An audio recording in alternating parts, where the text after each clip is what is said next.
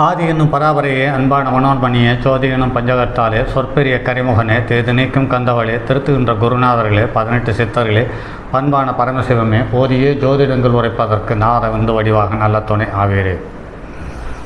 உலகில் உள்ள தமிழ் பேசும் அனைத்து நாள் உள்ளங்களுக்கும் மற்றும் ஜோதிட சான்றோர்களுக்கும் மூத்தோர்களுக்கும் ஆர்வலர்களுக்கும் மற்றும் இந்த காணொலியை காணும் உங்களுக்கும் ஆஸ்ட்ரோராஜின் இனிய நல்வணக்கங்கள். ஜோதிடம், ஆன்மீகம், வாழ்வியல், மருத்துவம் என்ற 3 தலைப்புகளில் 4 தலைப்புகளில் தொடர் காணொலிகளாக கொடுத்தவர்கள். அந்த வகையில் இன்று ஆன்மீகத்தில் பரிகாரம் சம்பந்தப்பட்ட மற்றும் அடுத்தது ஒரு காணொலி. நான் தரக்கூடிய காணொலிகள் அனைத்தும் எனக்கு என்னை விட மூத்தோர்கள் என்னை வழிநடத்தி எனக்கு சொல்லித்தந்த தகவல்கள். அந்த தகவலை நான் ஜோதிடர் ஆன பிறகு நடைமுறையில் சொல்லி என்னை நம்பி வந்த வாடிக்கையாளர்கள் நலமாக இருப்பதை அவர்கள் மூலமாக உணர்ந்து அப்படிப்பட்ட தகவலை வெளியில் சொல்லி வந்து உங்களுக்கு காணொலிகளாக கொடுத்தவர்கள். என்னுடைய காணொலியை பார்த்து நீங்கள் ஒரு பரிகாரத்தை செய்வீர்களே ஆனால் அது உங்களுக்கு கண்டிப்பாக ஒரு மாற்றத்தை தரும் என்பதில் மாற்றுக்கருத்தில்லை. ஏனென்று கேட்டால் என்னுடைய காணொலிகள் மூலம் நீங்கள் செய்யக்கூடிய பரிகாரங்களுக்கு தனியாக செலவு என்பது பலமாக செய்ய வேண்டிய அவசியமில்லை. அடுத்தவர்களிடம் முன்பின் தெரியாதவர்களிடம் உங்களுடைய தனத்தை அள்ளித்தர வேண்டிய அவசியமில்லை. அதே சமயத்தில் இதுவரை சொல்லாத, இந்த பூமியில் சொல்லாத ஒரு புதிய தகவலை நான் உங்களுக்கு ஒன்றும் சொல்லப்போவதில்லை. இதில் ஜாதகத்தில் எந்த ராசிகள் உங்களை பாதிக்கிறது, எந்த கிரகங்கள் எந்த இடத்தில் இருந்தால் பாதிக்கும் என்பது சார்ந்த தகவல்களோடு ஒப்பிட்டு பரிகாரம் சொல்லப்படுகிறது என்பது சாலச்சிறந்ததாக கருதப்படுகிறது. நூல்களில் சொல்லப்பட்ட பரிகாரங்களை நிறைய ஜோதிடர்கள் சொல்லுகிறார்கள். ஆனால் எந்த ராசியில், எந்த நட்சத்திரத்தில், எந்த கிரகத்தினுடைய தொடர்பு, எந்த ஆதிக்கம் பெற்ற கிரகத்தினுடைய பாதிப்பு என்பது சார்ந்த தகவலை பரிகாரங்களோடு ஒப்பிட்டு சொல்லுவதில்லை. கடந்த 25 ஆண்டுகளில் நான் சந்தித்த அல்லது நான் பார்த்த அல்லது நான் சொல்லி சரிவந்த நலம் பெற்ற மக்கள் திரும்ப வந்து என்னிடம் சொல்லிய தகவலை நூல்களின் உதவியோடு சில அதிகபட்ச தகவலையும் உங்களுக்காக தந்து கொண்டு இருக்கிறேனே ஒழிய புதிய தகவல் என்பதும் அதே சமயத்தில் நம்ப முடியாத தகவல் என்பதும் எதுவுமே இல்லை. நான் சொல்லப்படக்கூடிய ஒவ்வொரு திருத்தலங்களும் சித்தர்களோ ரிஷிகளோ முன்னோர்களோ வணங்கி வளம் வந்து சுபிட்சம் பெற்ற தலங்கள் என்பதில் மாற்று கருத்திருக்க முடியாது. அந்த வகையில் இன்று புதன், கேது, சந்திரன், அதாவது புதன் கேது அல்லது கேது, இந்த 3 கிரகங்களுடைய தொடர்பால் ஏற்படக்கூடியது மற்றும் குரு சனி கேது, குரு சனி செவ்வாய்,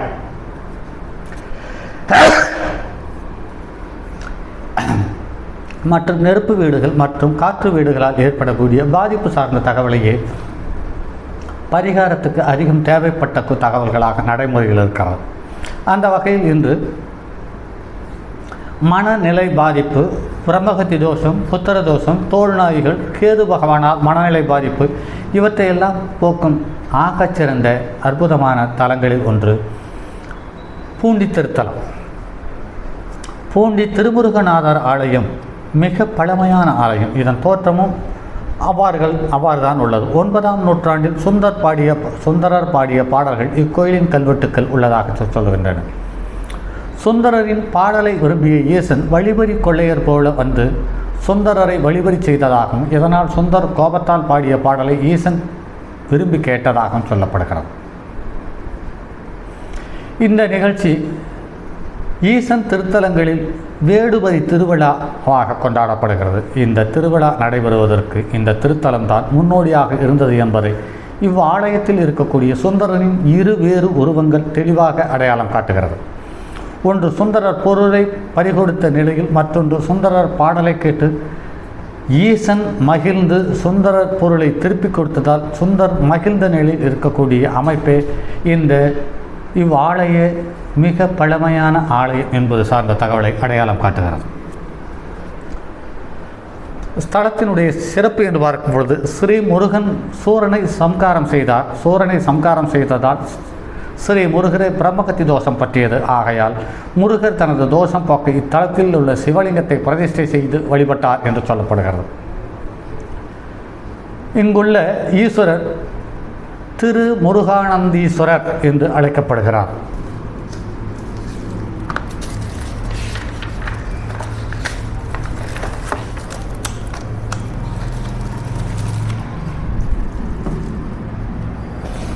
முருகனும் திரு பிரம்மகத்தி தோஷத்தால் வழிபட்டு மனம் கலங்கியவர்கள் இங்கு வந்து ஈசனை வேண்டிக் கொண்டால் முருக தீர்த்தம் என்ற நீரில் நீராடியும் பிரம்ம தீர்த்தத்தில் நீராடியும் வர நாளடைவில் குணமடைகிறார்கள் என்று சொல்லப்படுகிறது.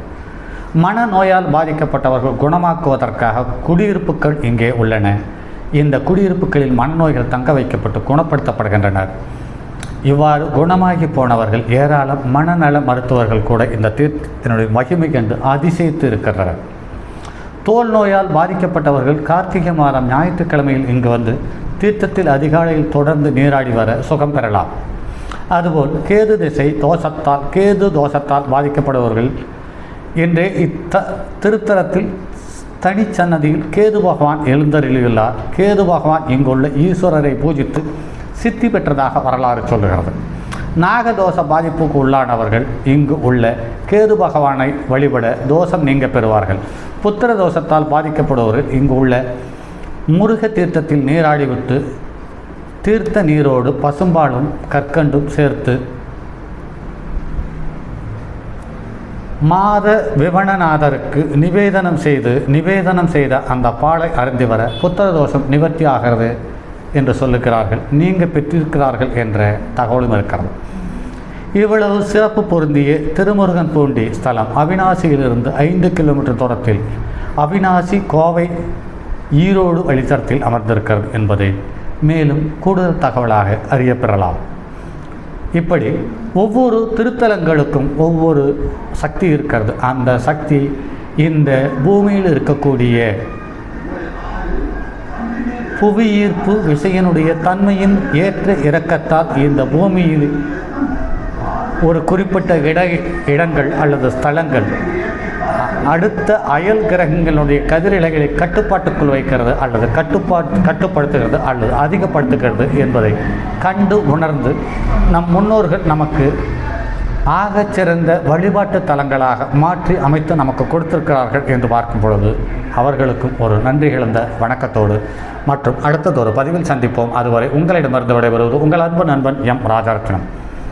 தங்கமான் மழுவோடேந்தி தன்மதி தலையில் கொண்டோர் மங்கையர் பதிக்கிச் சொன்ன மாமொழி ஜோதிடத்தை இங்கு யாம் உரைப்பதற்கோர் இமை என்னும் பிழை வராமல் காக்க செங்கன் மால்மருகன் யானைச்சரன் பதம் காப்பதாமே.